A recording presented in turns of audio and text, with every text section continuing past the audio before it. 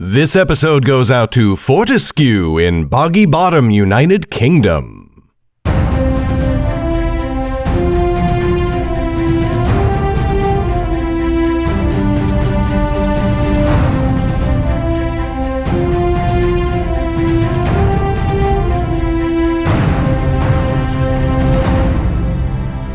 Hi there, Megan Robinson here. Welcome to the second episode of the Nightblade Epic Podcast, Season 2. We're going to keep the introduction quick today, but we have one huge announcement. The Nightblade Epic Volume 1 audiobook is now available on Audible. You can buy it right now at underrealm.net/audio. This is a huge 3-book bundle containing the first 3 books in the series. It also contains the Addenda, a collection of historical essays and documents about Underrealm. All told, it's nearly 30 hours of audiobook, but you can get it on Audible for just 1 credit. Find it and all our audiobooks at underrealm.net/audio. That's underrealm.net/audio. Okay, now it's time for today's episode. Today you're getting Chapter 2 of Mystic. When we left off, Lauren, Jem, and Jordell had renewed their search for Annis and Zane, who are still missing after fleeing from the city of Cabris. Enjoy!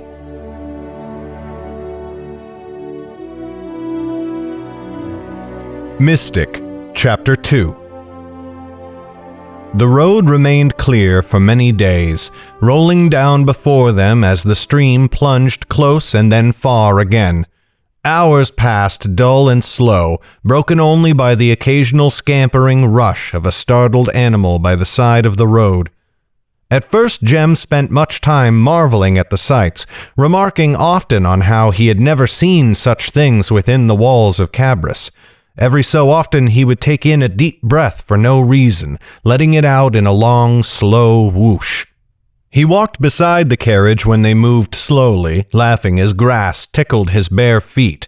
He yelped with delight when they saw a quail and her chicks walking nearby, and he would chase butterflies whenever they passed a patch of flowers. His delight did not last long. Well into the second day they passed an inn, and Jem brightened considerably, but Jordell bade Seth to pass without stopping. "No one must remember our faces," he said. "What if Zane and Annis stopped at the inn?" said Lauren. "Look at it," said Jordell. "Do you see their carriage? And if I am cautious of letting others see our faces, consider Zane's fear of being recognized." After that, Jem grew quiet, only sitting and looking at everything without comment. Then, early on the third day, he began to complain. "Lauren, I am bored," he proclaimed. "An intellect such as mine was meant for greater feats than sitting quiet in a carriage all day." "Scholarly pursuits, you mean?" said Lauren, hiding a smile. "Yes, exactly," said Jem, missing the jibe in her tone. "Soon the grass all looks the same, and the birdsong merely a noise. I may have known every building in Cabris, but I could at least count on the people to hold my interest. Now there is nothing and no one, only an endless expanse of open ground and a sky that stretches forever. And that sun!" "If you wish, I have a book you could read," said Jordell. Jem brightened. "Ah, something at last to stimulate the mind." Jordell bade Seth stop the carriage and went into his bags, from which he pulled a heavy leather tome. This he threw into Jem's lap, causing the boy to grunt and rub his stomach where the corner had poked him. But one glance at the title turned Jem's face sour like bad milk. "A treatise on the great families of the 9 lands, their origins and lineage," read Jem. He shoved the book away with disgust. "I thought you had something exciting." "The history of the 9 lands has seldom been dull," said Jordell. "There you will find war and death, heroes and villains, and the rise and fall of a great many houses." Jem looked at the tome distrustfully and pulled it open. Lauren tried to peek over his shoulder, but the squiggles on the page might as well have been chicken scratchings in the dirt. She had never learned to read. After they had rolled forwards for a little while more, Jem gave a frustrated growl and shoved the book aside. "Oh, certainly, there are great figures aplenty in here, described with all the vim and vigor of grave markings. King Lirin III of Dulmoon, he begat 3 sons and met his end in a hurricane off the coast of Hedgemond." He snorted and stuck his head out the window to watch the grass roll by. His complaints continued through the day, occupied most of the next, and then worsened when the forest vanished to the east, leaving only open grassland running to the high mountains far away. At last Lauren wearied beyond tolerance of Jem's nagging, and she did not like the way Seth glowered at the boy, fingering the knife at his belt. She cuffed Jem's head and threw the book full into his chest. "Be silent," she snapped. "Read the book Jordell was kind enough to give you, and if we hear another peep of complaint, I will tie you to a wagon wheel." Jem read, with much grumbling and many dark looks from beneath hooded lids, but at least he stopped complaining out loud. At midday meal, Lauren thought of something else to keep him entertained. She went to where he sat on the ground, sullen and staring. "I need something of you." He looked up in a pout. "What?" "You were one of Auntie's best pickpockets, were you not?" His eyes flashed. "Certainly. She always said so." "Then teach me." A slow smile crept across his lips, and he leaped to his feet. "That is something I can do. I warn you, of course, that you should not expect to become so expert as I without many years of practice." Lauren nodded, careful not to smile. "Of course. And you must call me master while I train you." Lauren cuffed the back of his head, but gently. "Just teach me."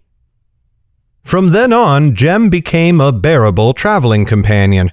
They could do nothing physical while they rode, of course, but during those times he would tell her tips and tricks he had learned in the years he had spent on the streets of Cabras. And whenever they stopped, he would have Lauren practice. Jordell even volunteered to act as a mark, his back turned while Lauren tried to remove a purse from his belt or from a pocket within his cloak.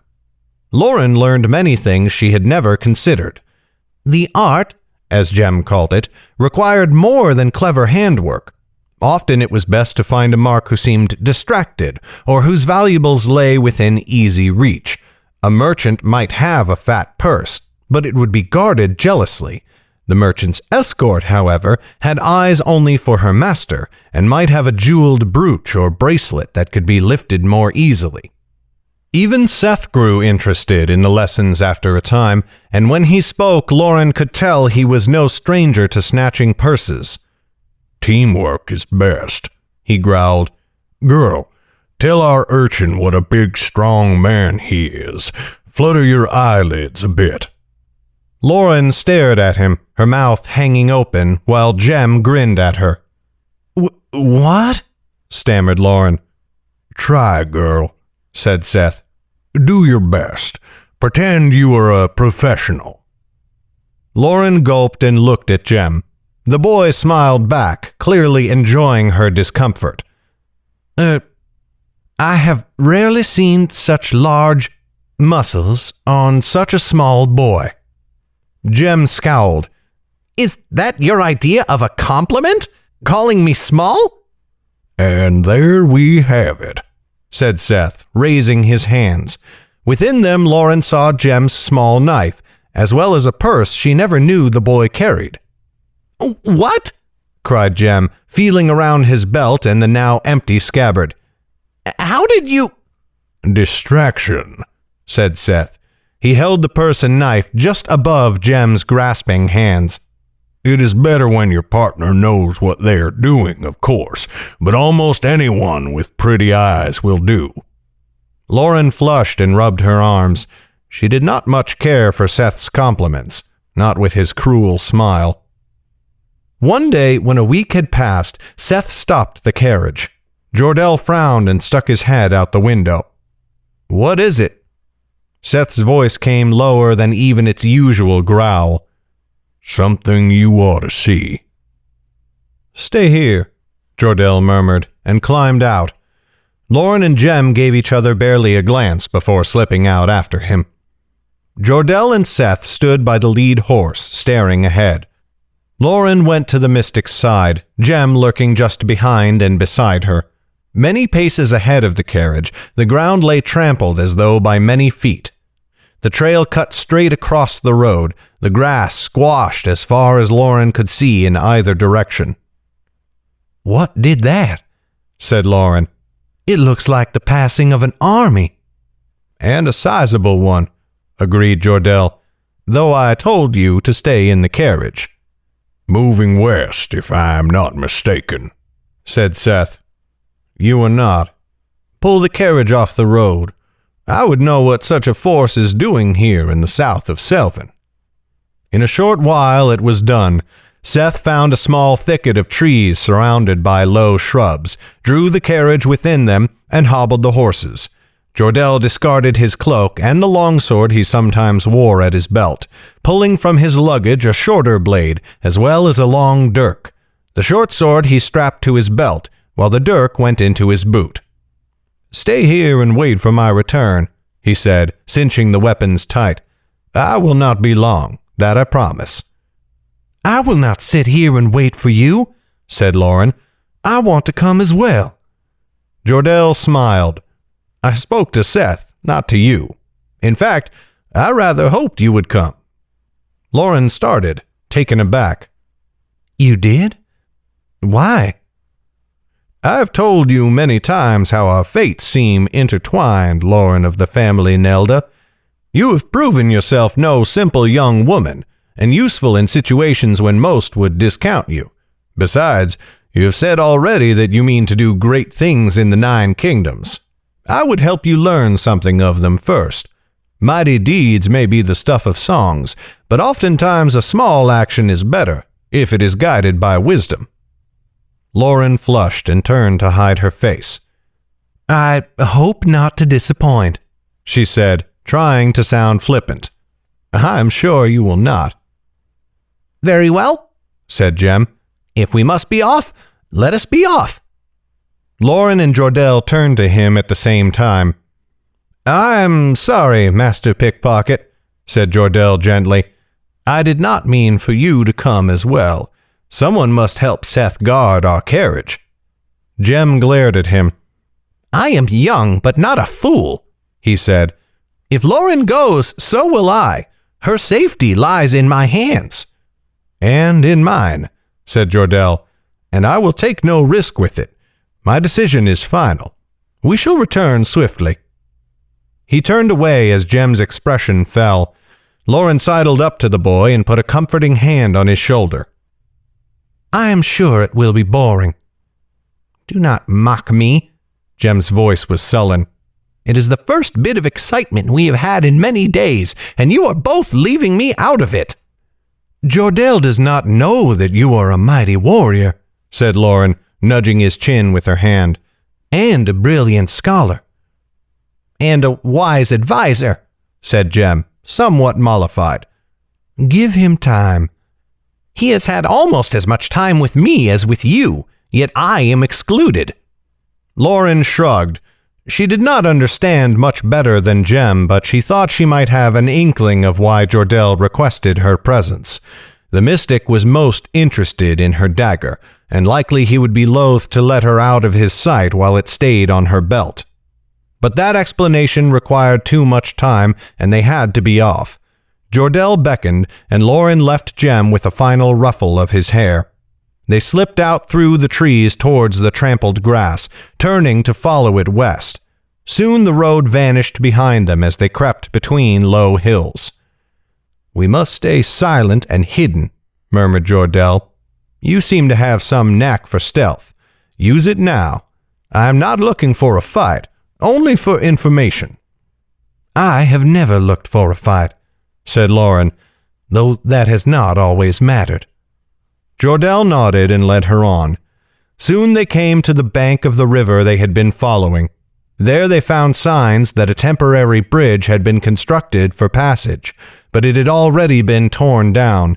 They had to walk a short distance south before they could find a place shallow enough to ford. The bank was silty and loose, and Jordell stumbled once or twice as they slid down. Lauren felt no small blush of pride at her own sure footing. Just after they reached the far bank, they heard a splash behind them. Jordell whirled and drew his sword. Lauren's dagger was in her hand before she could think to draw it. But when she saw the source of the noise, she rolled her eyes and quickly returned the blade to its sheath. "Sky above, Jem, what are you doing?" The urchin sat on his rear in the river's shallows. Somehow he looked sheepish and proud all at once. At Lauren's hissed words, he raised his chin. "I told you, where you go, so go I. I waited until Seth stepped away from the carriage and then came after you." "Go back," said Lauren. "We do not know what awaits us." "Then you do not know that it is dangerous," said Jem. He got to his feet and waded towards them. He was much shorter than Lauren and seemed barely half Jordell's height, so the water came nearly to his chest. "I will be invisible, a shadow at your back, and quieter than a mouse." "A large mouse to make a splash like you just did," said Lauren.